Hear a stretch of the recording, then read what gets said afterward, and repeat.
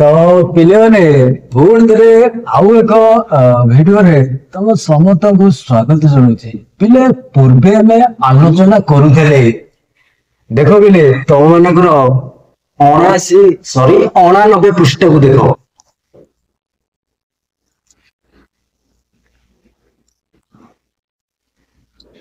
ଆସୁଛି ନୀରବେ ସେଉ ପ୍ରତିକ୍ଷଣେ ନିତ୍ୟଗାମୀ ରଥ ଚକ୍ର ଆବର୍ତ୍ତନେ। ଆସୁଛି ନୀରବେ, ଋତୁ ଆସୁଛି, କାଳ ଆସୁଛି, ନୀରବରେ ଆସୁଛି।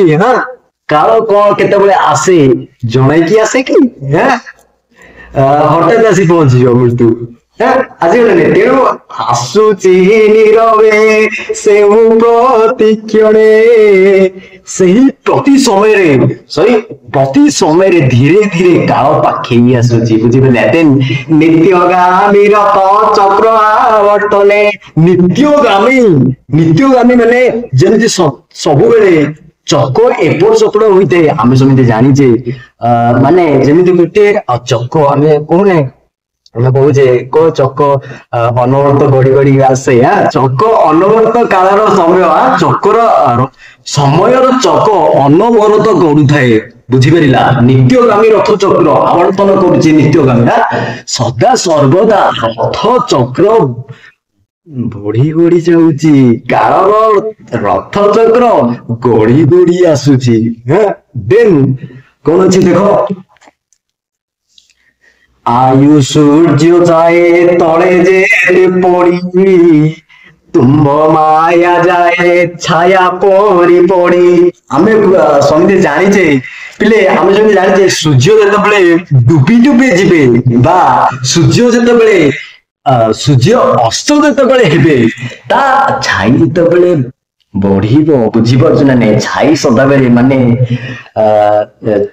ଛାଇ ଛୋଟ କେତେବେଳେ ହୋଇଯାଏ, ମଧ୍ୟାହ୍ନ ସମୟରେ ଯେତେବେଳେ ଅପରାହ୍ନ ହେବ, ସୂର୍ଯ୍ୟ ଯେତେବେଳେ ଅସ୍ତ ହେବାକୁ ଯାଉଥିବେ, ଦେଖିବ ପିଲେ ସେତେବେଳେ ଛାଇ ବଢିବ। ତେଣୁ ଛାଇ ରୂପକ ସୂର୍ଯ୍ୟ, ଆୟୁ ରୂପକ ସୂର୍ଯ୍ୟ, ଆୟୁ ରୂପକ କର୍ମ ଧାରା ଆମେ ସମସ୍ତେ ଜାଣିଛେ। ତେଣୁ ଆୟୁ ସୂର୍ଯ୍ୟ ଯାଏ ତଳେ ଯେତେ ଗଡି, ଆମର ଆୟୁ ଯେତେ ବଢି ବଢି ଯିବ, ତମେ ମାନେ ଏଇନା କଞ୍ଚା ବୟସରେ ଅଛ। ଯେତେବେଳେ ତମ ମାନଙ୍କର ଆୟୁ ବଢି ବଢି ଯିବ, ଯେତେବେଳେ ବୁଢା ବୁଢୀ ହେଇଯିବ ନା, ଯେତେବେଳେ କଣ ହବ ସେତେବେଳେ?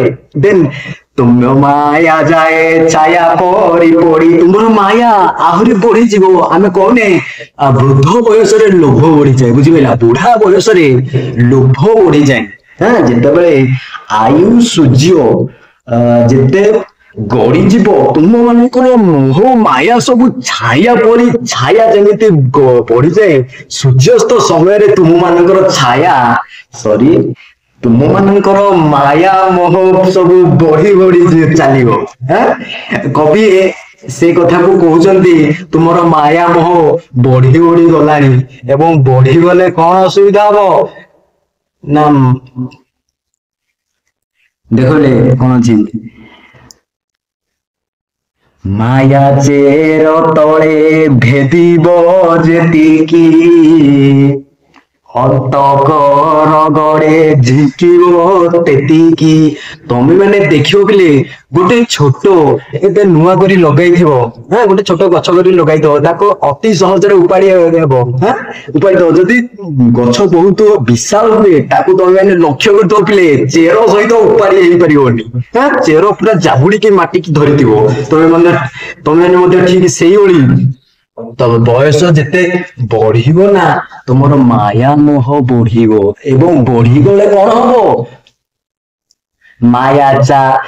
ତମ ମାନଙ୍କର ମାୟା ଯେତିକି ବଢିବ, ତମ ମାନଙ୍କର ମୋହ ମାୟା ଯେତିକି ବଢିବ, ସଂସାର ପ୍ରତି ଯେତିକି ବଢିବ, ଦେନ୍ ଅନ୍ତକର ଗଡେ ଝିଙ୍କିବ ତେତିକି। ଯମ ଅନ୍ତକ ମୃତ୍ୟୁ କଣ କରିବ? ତମକୁ ସେତିକି ଝିଙ୍କିବ। ଜମଦାର ତମକୁ ସେତିକି ଝିଙ୍କିବେ। ତେଣୁ ଆପଣଙ୍କର ଅନ୍ତକ କହିଲେ ପିଲେ, ତମେ ମାନେ ବୁଝିପାରୁଥିବ ଯେ ଅନ୍ତକ କହିଲେ ଯମ, ବୁଝିପାରିଲା? ଝିଙ୍କିବ ଯେତିକି, ସେତିକି ଆପଣଙ୍କୁ ଝିଙ୍କିବ ବୁଝିପାଇଲା, ତମ ମାନଙ୍କୁ ସେତିକି ଝିଙ୍କିବ ଯେତିକି ତମେ କଷ୍ଟ ପାଇବ ବୁଝିପାଇଲା, ସେତିକି ହିଁ ତମେ କଷ୍ଟ ପାଇବ। ସଂସାର ସହିଯା ଯେତିକି ତମେ ମାନେ ମୋହମାୟାରେ ରହିବ ମୃତ୍ୟୁ ବେଳେ ସେତିକି କଷ୍ଟ ପାଇବ ବୁଝିପାରିଲା। ଦେନ୍ କଣ କହୁଛନ୍ତି ଏ ସବୁ?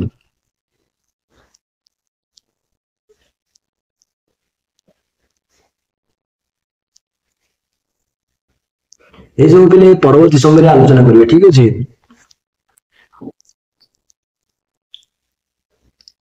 ତାହେଲେ ଆଜି ପାଇଁ ବସ ସେତିକି।